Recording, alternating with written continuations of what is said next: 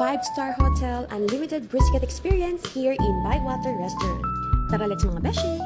So mga beshi, dito na nga namin napiling mag-celebrate ng pre-Valentine's New Year, of course with my hubby and my friends.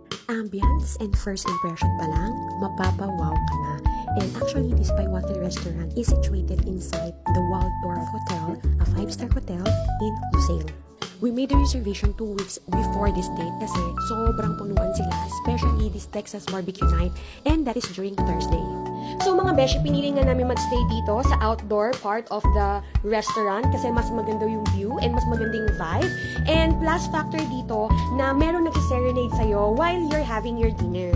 O diba, nakaka-chill kapag ganyang kagwapo ang singer. And by the way, pwede pala kayong mag-request ng song. Personally, as for me, by far, this is one of the buffet experience that is really worth it. Grabe mga beshi, sobrang daming pagkain and wala kang itulak kabigin bawat isa kasi lahat sila masarap. So they have different types of salads, lalo na sa mga mahilig sa gulay at sa mga vegetarians, and wide array of breads, and of course, no, the Texan food, mga chili con carne, yung mga jalapenos, ayan, and the likes, ayan, hindi ko na maisa-isa, kasi talagang, mata pa lang nabubusog na ako. And of course, my personal favorite, the dessert buffet. Napakasarap ng kanilang cheesecake. Napakasarap din ka ng carrot cake. At hindi ko papalagpas itong chocolate fondant. Napakasarap. Everything is so delicious. Even the chocolate cake.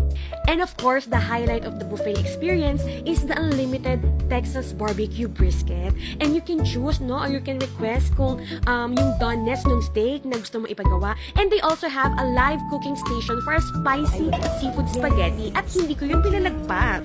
Wait, there's more. They also have a churros and ice cream station na hindi rin natin palalagpasin. Ayan, with different sauces. And ayan ang mga titas ninyo na super excited sa pila na ice cream.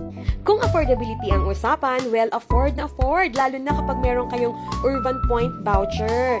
Kasi yung $250 per head magiging $250 for 2 persons na. Kaya talagang overall experience, 10 out of 10. Kaya try nyo na rin mga beshi. And get to enjoy the Texas Barbecue Night buffet experience as much as we do. And God bless mga beshi. See you in my next sharing.